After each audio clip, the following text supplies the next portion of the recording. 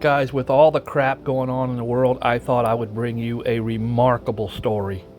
This story is one of love and commitment, and I'm telling you right now, you're not going to see the twist coming. It's absolutely mind-blowing and beautiful. Check this out. A heartwarming reunion on Staten Island. A young woman returning to the hospital where 19 years ago she was abandoned as a newborn. Well, today she was back, along with the woman who found her. Eyewitness News reporter Lauren Glassberg is live in West Brighton with a story that is full of surprises. Lauren? So many twists and turns in this story. Sandra and David, babies in America are usually born in hospitals.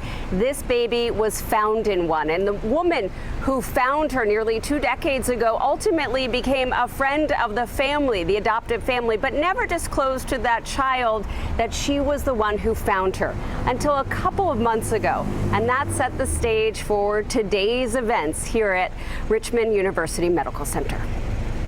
I opened the stall. She was in between by the toilet tank underneath. That's how Claudia Beadle found baby Vicky in February of 2004, left in what was a bathroom at Richmond University Medical Center, where Claudia works as a cardiac technician. 19 years ago. Okay. Look at her today. Today, Vicky returned to the site where Claudia found her.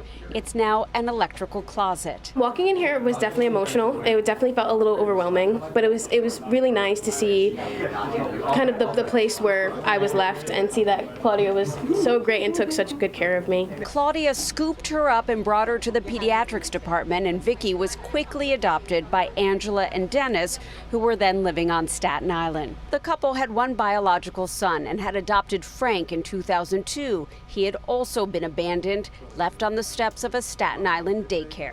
They didn't know they were abandoned up until a couple of months ago, because we don't use the word, we never use the words abandoned, left behind, dumped. It's just not, in our vocabulary. But recently, Frank and Vicky began the process of learning their family histories. They each took a DNA test, and then Vicky got a message. I got the match that my brother had popped up as my full sibling, my biological brother, which was definitely something crazy and not really expected at all. Vicky and Frank, biological siblings. We were both found a year and a half apart and wound up in the same family. The odds are insane. Crazy, or perhaps meant to be.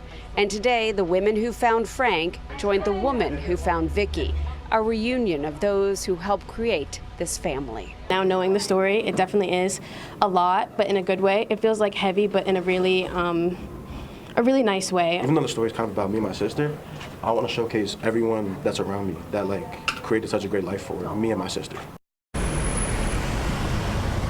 Gratitude all the way around. A police investigation into who abandoned baby Vicky all those years ago never turned out any results, but Vicky and her brother Frank say they are content knowing the details that they know so far. Meanwhile, the adoption agency, it did not even know that they were biological siblings. The odds of this happening, where they were both related and discarded a year and a half from each other, is gotta be astronomical, in the trillions. This was not coincidence, this was God.